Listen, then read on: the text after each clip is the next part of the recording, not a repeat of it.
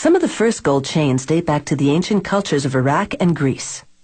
They were symbols of wealth, royalty, and the divine.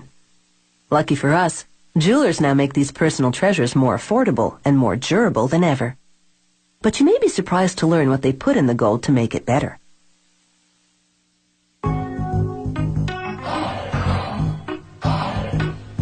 Pure gold is fairly soft and bright yellow, so it's common to create an alloy to strengthen it and alter its color. Copper lends a reddish hue, and brass helps the alloy melt more quickly than gold and copper would alone. Depending on the ratio, adding these metals produces 14 or 18 karat gold. They melt the mix in a crucible at 1010 degrees Celsius. Just 3 of these scoops are enough to make about 5,000 14 karat gold chains.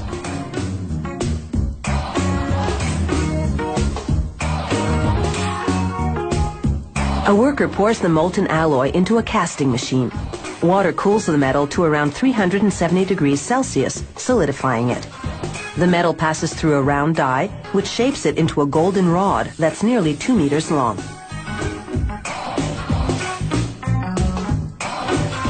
After cutting the rod in half, workers pass it through what's called a breakdown mill. The machine reshapes the rod from round to square, so it'll be easier to stretch.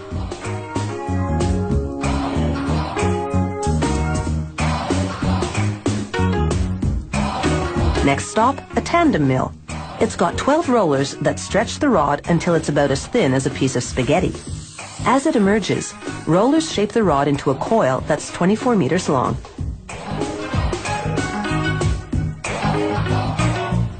Workers soften the coiled metal in an oven.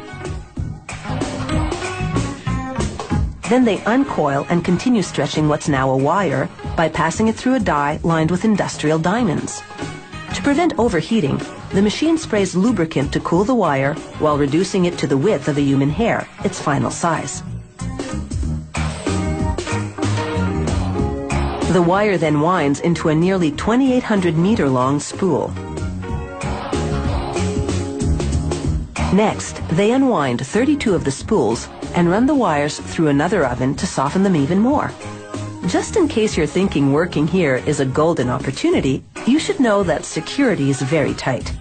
Employees must pass through metal detectors before going home, and wearing jewelry to work is strictly forbidden. This machine makes what's called cable chain. It passes wire through a link and closes it to make another link. The machine makes 600 links per minute.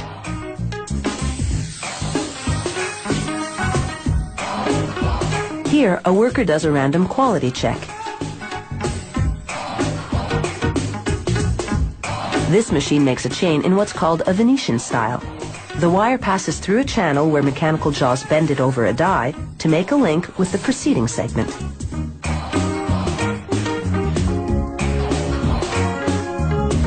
To make what's called a spider style, this machine passes a wire through up to 5 loops before closing the link.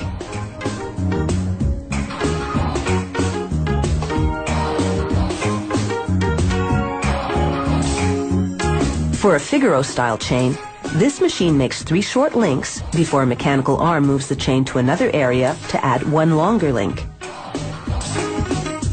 The arm then moves it back to add 3 more short links.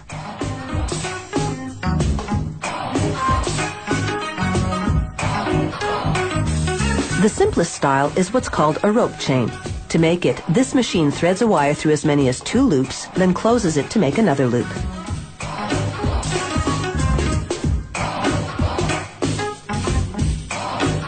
They coat the finished chains with a lubricating powder that prevents the links from sticking to each other during the next step, when they heat the chains to 815 degrees Celsius.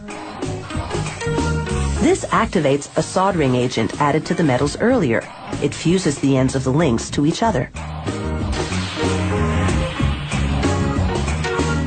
This machine welds a link to a clasp on the chain. A tag indicating the gold quality goes onto the clasp. Finally, the chains go through 4 chemical baths, which thoroughly clean them. Then workers plate them with a layer of 14 or 18 karat gold. Plating gold with gold creates a more vibrant finish. After one last quality check, these chains are ready to dazzle their way to a neckline near you.